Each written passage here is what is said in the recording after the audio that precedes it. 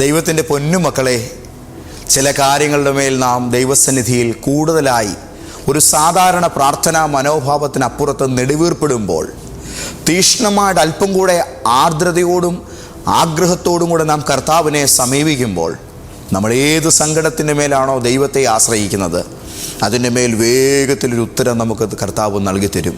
ഒരിക്കലും അങ്ങനൊരു വിഷയത്തിന് മേൽ ലജ്ജിച്ചു പോകാൻ ദൈവം നമ്മളെ സമ്മതിക്കുകയില്ല. ഒരു പക്ഷേ വളരെ അവഹേളന നേരിടുന്ന ഒരു വല്ലാത്ത അവസ്ഥയിലാണെങ്കിൽ പോലും നമ്മളെ മാനിപ്പാൻ ദൈവം അവിടെ ഇറങ്ങി വരും. നമ്മൾക്ക് വേണ്ടി കർത്താവിൻ്റെ കരം ഇന്ന് പകൽ ചില വലിയ വിഷയങ്ങളെ തൊട്ട് വിടുവിക്കുവാനായി വെളിപ്പെടാൻ പോവുകയാണ്.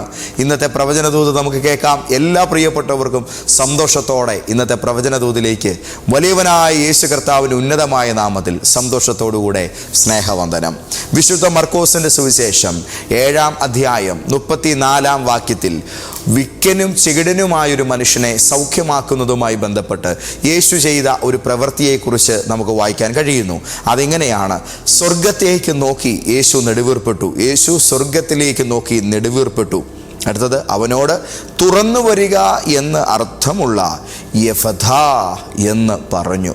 തുറന്നു വരിക എന്നർത്ഥമുള്ള യഫഥ എന്ന് പറഞ്ഞു. ദൈവത്തിൻ്റെ ആത്മാവ് ഇന്ന് രാവിലെ നിങ്ങളോട് പറയുന്നു, നെടുവീർപ്പെട്ടൊരു യേശുവിനെ ബൈബിൾ നമുക്ക് കാണിച്ചു തരുന്നു.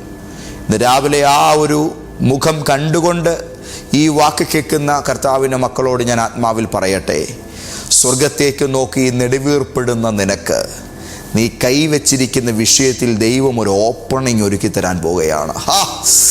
ഹല്ലേലൂയ. ഊമനും ചെകിടനുമായിരിക്കുന്ന, അല്ലെങ്കിൽ വിക്കനും ചെകിടനുമായിരിക്കുന്നവനെ തൊട്ടുകൊണ്ട് യേശു സ്വർഗത്തേക്ക് നോക്കി നെടുവീർപ്പെടുമ്പോൾ, യേശുവിൻ്റെ കരമിരിക്കുന്നത് ആ വിക്കനായിരിക്കുന്ന ചെകിടനായിരിക്കുന്ന മനുഷ്യൻ്റെ ശരീരത്തിലാണ്. ഉയരത്തിലേക്ക് നോക്കി നെടുവീർപ്പെടുന്ന കർത്താവിന് പിന്നീട് കിട്ടുന്നത് ഒരു വലിയ വിടുതലിൻ്റെ കാഴ്ചയാണ് ആ മനുഷ്യൻ്റെ മേൽ കാണാൻ കഴിയുന്നത്. സ്വർഗത്തേക്ക് നോക്കി നെടുവീർപ്പെടുന്ന നിനക്ക് നീ ഭൂമിയിൽ കൈവച്ചിരിക്കുന്ന വിഷയം അതിനുമേലൊരു വിടുതലാണ്. ഒരുപക്ഷെ അത് നിൻ്റെ വിറ്റുപോകാത്ത സ്ഥലത്തിൻ്റെ പേരിലായാലും, നിൻ്റെ സാമ്പത്തിക ആവശ്യങ്ങളുടെ മേലായാലും, നിന്നോട് പിണങ്ങി മാറി നിൽക്കുന്ന നിൻ്റെ ഏറ്റവും പ്രിയപ്പെട്ട ചിലരുടെ മാനസികമായ അടുപ്പത്തിൻ്റെ പേരിലായാലും, നിൻ്റെ മേൽ തുറക്കപ്പെടാനുള്ള ഒരു വിദേശ വഴിയുടെയോ യാത്രയുടെയോ ഭാഗമായിട്ട് ഒരു മറുപടിക്ക് വേണ്ടിയുള്ള വിഷയത്തിൻ്റെ മേലായാലും, നീ ഏത് കാര്യത്തിന് മേൽ കൈവച്ച് ഈ ദിവസങ്ങളിൽ സ്വർഗത്തിലേക്ക് നോക്കി നെടുവീർപ്പെട്ട് പ്രാർത്ഥിക്കുന്നുണ്ടോ, അതിൻ്റെ മേലൊരു ഉത്തരം നിനക്ക് ഞാൻ തരും എന്ന് പരിശുദ്ധാത്മാവ് വ്യക്തമായി തന്നെ പറയുകയാണ്. യേശു ഇത് തെളിയിക്കുന്നു. സ്വർഗത്തിലേക്ക് നോക്കി നെടുവീർപ്പെടുന്നവന് ദൈവം ഒരു ഉത്തരം തരിക തന്നെ ചെയ്യും. ആമേൻ, ഹല്ലേലൂയ. രണ്ടാമത്, ഉയരത്തിലേക്ക് നോക്കി നെടുവീർപ്പെട്ട് പ്രാർത്ഥിക്കുന്ന യേശു പിന്നീട് ആ മനുഷ്യനെ നോക്കിക്കൊണ്ട് തുറന്നു വരിക എന്നർത്ഥമുള്ള യഫഥ എന്ന വാക്കാണ് കൽപ്പിക്കുന്നത്. ഒരു ദൈവാലോചന ഞാൻ പറയാം. കർത്താവിൻ്റെ സാന്നിധ്യത്തിലേക്ക് നോക്കി നെടുവീർപ്പെടുന്ന ഒരു ദൈവ പൈതലിന് താൻ അഭിമുഖീകരിക്കുന്ന വിഷയത്തിൻ്റെ മേൽ പറയാനുള്ളൊരു വാക്ക് ദൈവം നൽകും. ഉത്തരം മുട്ടി നിൽക്കുന്ന ചില വിഷയങ്ങളുടെ നടുവിൽ എന്നെ കേൾക്കുന്നവരോടാണ് ഞാൻ ആത്മാവിൽ പറയുന്നത്, നിൻ്റെ നാവിൽ പറയേണ്ട ഉത്തരം കർത്താവ് പ്രകാശിപ്പിക്കാൻ പോകുകയാണ്. ഞാൻ എന്തു പറയും, ഞാൻ അവരോട് എന്ത് സമാധാനം പറയും? പേടിക്കേണ്ട. നട്ടല്ലോടെ കാര്യങ്ങൾ പറയാനുള്ള ഒരു വലിയ കരുത്ത് ദൈവം നിനക്ക് തരാൻ പോകുകയാണ്. ഉദാരജാല ലംഘനരകൽ ഖനാദന. സ്വർഗത്തേക്ക് നോക്കി നെടുവീർപ്പെടുന്ന യേശുവിന് യഫഥ എന്ന് പറയാനുള്ളൊരു പദം ലഭ്യമായതുപോലെ ദൈവസന്നിധിയിൽ നോക്കി ഇന്ന് പകൽ പ്രാർത്ഥിക്കുന്ന നിനക്ക് നിന്നെ വല്ലാതെ കുഴയ്ക്കുന്ന ചില വിഷയങ്ങളുടെ മേൽ മറുപടി പറയാനുള്ള ഒരു അവസ്ഥ ദൈവത്തിൻ്റെ ആത്മാവ് തുറക്കാൻ പോവുകയാണ്. ഇനി നമ്മൾ വായടച്ചിരിക്കില്ല, ഇനി നമ്മൾ മിണ്ടാപ്പൂച്ച കളിക്കില്ല, ഇനി നമ്മൾ മിണ്ടാപ്രാണികളായി അവഹേളിക്കുകയില്ല. നീ എന്തേലും പറ, എന്ന് തരുമെന്ന് പറ, എന്നാ കാര്യം നടപ്പിലാകുമെന്ന് പറ. പറയാനുള്ളൊരു ഉത്തരം നിന്റെ നാവിൻ്റെ മേൽ വിളങ്ങാൻ പോവുകയാണ്. ആമേൻ. സ്വർഗത്തേക്ക് നോക്കി നെടുവീർപ്പെടുന്നവന് തൻ്റെ പ്രശ്നത്തിന് മേൽ പറയാനുള്ളൊരു ആൻസർ ദൈവമാണ് നൽകുന്നത്. ആമേൻ, ഹല്ലേലൂയ. ഇവിടെ ഒരു വാക്ക് ഇങ്ങനെയാണ്, തുറന്നു വരിക എന്നർത്ഥമുള്ള യഫഥ എന്ന് പറഞ്ഞു. നമ്മൾ പലപ്പോഴും തുറക്കാൻ വേണ്ടി പ്രാർത്ഥിക്കുന്നവരാണ്. പക്ഷേ യേശു തുറക്കാനല്ല ഇവിടെ പ്രാർത്ഥിച്ചത്, തുറന്നു വരിക എന്നാണ്. രണ്ട് വാക്കുകളാണ് ഇവിടെ ഉള്ളത്. തുറക്കപ്പെടുകയും വേണം, വരികയും വേണം. ചിലരൊക്കെ കതക തുറന്നാലും കയറി വരത്തില്ല. അപ്പോൾ നമ്മൾ പറയണം, കയറി വാ. നമ്മുടെ വീട്ടിലോട്ടൊക്കെ വരുന്ന ചില മനുഷ്യരോട്, അകത്തോട്ട് വന്നിരിക്ക്. പടിവാതിലിൽ വരെ വന്നു നിന്നാലും തുറന്നു കൊടുത്താലും കയറാൻ മടിച്ച് നിൽക്കുന്ന ചില അനുഗ്രഹങ്ങളുണ്ട്. പടിവാതിൽ വരെ വന്നിട്ട് കൈവിട്ടു പോകുന്ന ചില നന്മകളില്ലേ, കിട്ടിയില്ല എന്നുള്ള വക്കിലെത്തിയിട്ട് പലതും നഷ്ടപ്പെട്ടു പോയിട്ടില്ലേ. തുറന്നു കിട്ടിയാൽ പോരാ, തുറന്നത് അകത്തേക്ക് വരണം, കയറി വരണം. ഈ ദിവസങ്ങളിൽ തുറന്നു വരുന്നൊരു വിടുതൽ നീ കാണാൻ പോകുകയാ. ദൈവത്തിൻ്റെ സന്നിധിയിൽ പ്രാർത്ഥിക്കുന്നതിൻ്റെ വിഷയങ്ങളുടെ മേൽ ഒരു തുറവി മാത്രമല്ല, അത് നിനക്ക് വേണ്ടി അടുത്തു വരുന്നൊരു കാഴ്ച കൂടെ കർത്താവിൻ്റെ ആത്മാവ് ഒരുക്കാൻ പോവുകയാണ്. ആമേൻ. നിന്റെ ജീവിതത്തിലേക്ക് വന്നെത്തേണ്ട ചില നന്മകൾ തുറന്ന് കയറി വരും. ആമേൻ. സഹായിക്കേണ്ട ചില വ്യക്തികൾ മാറി നിൽക്കാതെ അവർ രംഗത്തേക്ക് കയറി വന്ന് നിങ്ങൾക്ക് സഹായം ചെയ്യും. നിന്റെ ജീവിതത്തിൽ നിവൃത്തിയാകേണ്ട ചില വാഗ്ദത്തങ്ങൾ ഇനിയും ദൂരെ എവിടെയോ പോയി കിടക്കാതെ അത് നിങ്ങളുടെ ജീവിതത്തിന്റെ തൊട്ട അരികത്തേക്ക് അടുത്ത് കയറി വരും. Oh Jesus Christ, hallelujah. ഏലിയാവിരുന്നിടത്തേക്ക് കാക്ക വന്നതുപോലെ, തിരുക്കുടുംബമായിരുന്നിടത്തേക്ക് പൊന്നും മീറായും കുന്തിരിക്കവുമായി വിദ്വാൻമാർ കയറി വന്നതുപോലെ നീ ആയിരിക്കുന്ന ഇടത്തേക്ക് നിനക്ക് വേണ്ടതുമായി ദൈവം അയക്കുന്ന വിടുതലുകൾ തുറന്ന് കയറി വരുന്ന കാഴ്ച കാണാൻ പോവുകയാണ്. സന്തോഷത്തോടെ കർത്താവിനെ സ്തുതിക്ക്. ദൈവം എനിക്ക് വേണ്ടി അത് ഒരുക്കാൻ പോവുകയാണ്. കിട്ടുമോ കിട്ടില്ലയോ എന്നുള്ളതായ ആശങ്കയുടെ നടുവിലല്ല, ചില വിജയങ്ങൾ നിന്റെ ലൈഫിൻ്റെ മേൽ തുറക്കാൻ പോകുകയാണെന്ന് പരിശുദ്ധാത്മാവ് പറയുന്നു. ആമേൻ, ഹല്ലേലൂയ. ഒരു പ്രധാനപ്പെട്ട ദൈവിക മർമ്മം ഞാൻ ഇതിനകത്തുനിന്ന് നിങ്ങളെ പഠിപ്പിക്കാം. ഇത് മറന്നു പോകരുത്. തൻ്റെ മുമ്പിൽ നിൽക്കുന്ന അടഞ്ഞ കാതുമായി നിൽക്കുന്ന മനുഷ്യനെ വിടുവിക്കാൻ തുടങ്ങുന്ന യേശു, തൻ്റെ മുമ്പിൽ നിൽക്കുന്ന സ്വതന്ത്രമായി ചലിക്കാത്ത നാവുള്ള അധരവടഞ്ഞുപോയ മനുഷ്യനെ കൊണ്ട് സംസാരിപ്പിക്കാൻ തുടങ്ങുന്ന യേശു ആദ്യം തുറന്നത് അവൻ്റെ അടഞ്ഞ അധരമോ അവൻ്റെ അടഞ്ഞ കാതോ അല്ല.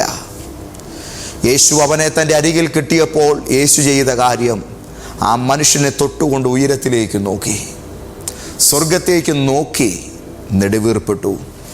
അർത്ഥം, തുറക്കപ്പെടേണ്ടത് ഇവൻ്റെ ചെവിയല്ല, ആദ്യം തുറക്കപ്പെടേണ്ടത് ഇവൻ്റെ അധരമല്ല, ആദ്യം തുറക്കപ്പെടേണ്ടത് അടഞ്ഞു കിടക്കുന്ന സ്വർഗമാണ്.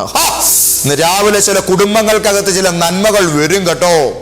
ഇന്ന് വരെ കേൾക്കാത്ത ചില സന്തോഷ വാർത്ത നീ കേൾക്കും.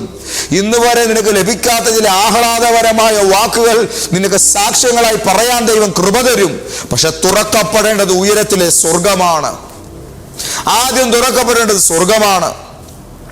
ആമേൻ. ഭൂമിയിൽ നിനക്കുമേൽ സ്വർഗം തുറന്നാൽ ഈ മണ്ണിൽ നീ ചില അനുഗ്രഹത്തിൻ്റെ വലിയ കാഴ്ചകൾ കാണും. പരിശുദ്ധാത്മാവ് വളരെ വ്യക്തമായി പറയുന്നു, ഇവിടെ ചിലത് കാണണമെങ്കിൽ ഉയരത്തിൽ ചിലത് തുറക്കണം. അവിടെ തുറന്നാൽ ഇവിടെ നിനക്ക് ധൈര്യത്തോടെ എഫദാ എന്ന് പറയാം. അവിടേക്ക് നോക്കി നെടുവീർപ്പെട്ടിട്ട് അവിടെ തുറന്നു എന്നുറപ്പായാൽ ഈ നാവിനോട് ചലിക്കാൻ പറയാം. അവിടെ തുറക്കാതെ ഇവിടെ കിടന്ന് 1000 വാക്കിൽ ആക്രോശിച്ചാലും നടക്കുകയല്ല. അവിടെ നിന്ന് തുറന്നിട്ടുണ്ടോ ഇവിടെ കാര്യം നടന്നിരിക്കും. ഈ ദിവസങ്ങളിൽ ഉയരത്തിലൊരു വാതിൽ നിനക്ക് വേണ്ടി തുറക്കപ്പെടാൻ പോവുകയാണ്. സ്വർഗത്തിൽ നിന്നൊരു അനുഗ്രഹം നിനക്ക് വേണ്ടി വരാൻ പോവുകയാണ്. നിങ്ങൾ കാറ്റ് കാണില്ല, മേഘങ്ങൾ കാണില്ല, പക്ഷേ താഴ്വരയിൽ കുഴികൾ വെട്ടി പിന്നെ അത് വെള്ളം കൊണ്ട് നിറയുമെന്ന് പറഞ്ഞ ഏലീശായെ പോലെ ഞാൻ പറയുന്നു, ഉയരത്തിൽ നിന്ന് ചിലത് നിനക്ക് വേണ്ടി അനുവദിച്ചിരിക്കുകയാൽ നിന്റെ സാഹചര്യങ്ങൾക്കും അവസ്ഥകൾക്കും അതീതമായി ദൈവത്തിൻ്റെ ആ പ്രവൃത്തിയുടെ മികവ് നിന്റെ ജീവിത പരിസരങ്ങളിൽ കർത്താവിൻ്റെ കുഞ്ഞെ നീ കാണുക തന്നെ ചെയ്യും. ഫൈനലി എൻ്റെ വാക്കുകൾ ഞാൻ ക്രോഡീകരിച്ച് അവസാനിപ്പിക്കാൻ തുടങ്ങുമ്പോൾ ഒറ്റ ദൂതോടെ പറഞ്ഞ് ഞാൻ നിർത്താം. എന്തുകൊണ്ടാണ് ഇന്ന് പലരും ചെകിടരായിരിക്കുന്നത്? എന്തുകൊണ്ടാണ് പലരും ഇന്ന് ഊമരായിരിക്കുന്നത്? ഇവിടെ നാം ഒരു വലിയ സത്യം കാണുന്നു.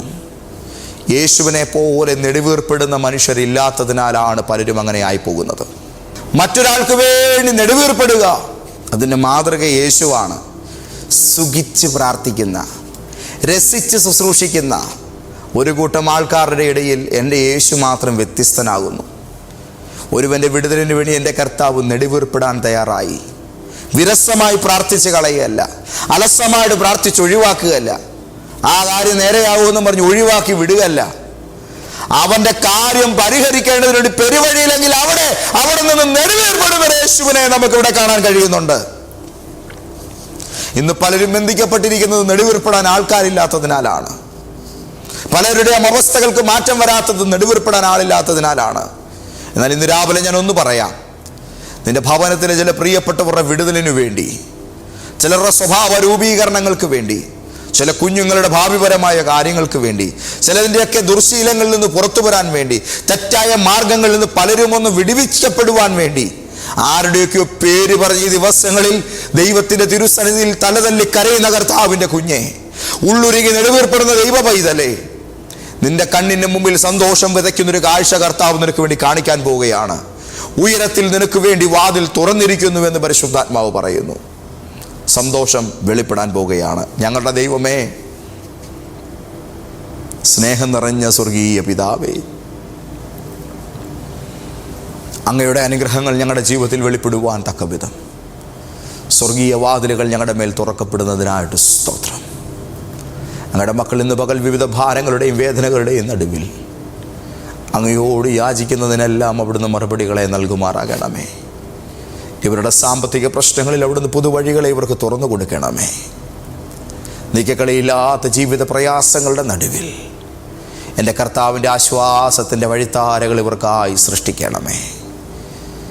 ഞാൻ നിന്നെ സമാധാനത്തിൽ കാക്കും, ഞാൻ നിനക്ക് സ്വസ്ഥത തരും, എൻ്റെ സാന്നിധ്യം നിൻ്റെ കൂടെ പോരും, എനിക്ക് നിന്നോട് കൃപ തോന്നുന്നു. അങ്ങയുടെ വിശുദ്ധരോട് പറഞ്ഞ വാഗ്ദാനങ്ങളുടെ ശബ്ദങ്ങളെല്ലാം അങ്ങയുടെ പൊന്നുമക്കളോട് ഇന്ന് രാവിലെ അരുളി ചെയ്യുകയാൽ സ്തോത്രം. ഇന്ന് ഉച്ചയ്ക്ക് മുൻപ് ചിലരുടെ കാര്യങ്ങളിൽ, ഇന്ന് സൂര്യാസ്തമയത്തിന് മുൻപ് മറ്റു ചിലരുടെ കാര്യങ്ങളിൽ, ഇന്ന് രാത്രി ബെഡ്റൂമിൽ ചെന്ന് ഉറങ്ങാൻ പോകുന്നതിന് മുമ്പ് മറ്റു ചിലരുടെ കാര്യങ്ങളിൽ അവിടുത്തെ അനുഗ്രഹങ്ങൾ, തുറവിയുടെ അനുഗ്രഹങ്ങൾ അനുവദിച്ച് മാനിക്കുന്നതിനായിട്ട് സ്തോത്രം. ഇത് കേവലം ഒരു പ്രസംഗമായിരുന്നില്ല, പ്രാർത്ഥിക്കുവാൻ, നെടുവീർപ്പെട്ട് പ്രാർത്ഥിക്കുവാനുള്ള പരിശുദ്ധാത്മാവിൻ്റെ ശക്തമായ ക്ഷണമായിരുന്നു. ഞങ്ങളത് പൂർണ്ണതയിൽ ഉൾക്കൊണ്ടുകൊണ്ട് തിരുനാമത്തിന് സ്തോത്രം ചെയ്തതിനെ ഏറ്റെടുത്ത് പ്രാർത്ഥിക്കുന്നു.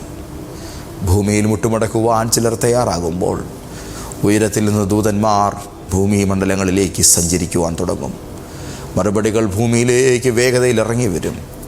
കർത്താവെ, വലിയ കൊയ്ത്തുകൾ, വലിയ അനുഗ്രഹങ്ങൾ അനേകർക്ക് വേണ്ടി ദൈവം ഇന്ന് ഒരുക്കുന്നതിനായിട്ട് സ്തോത്രം.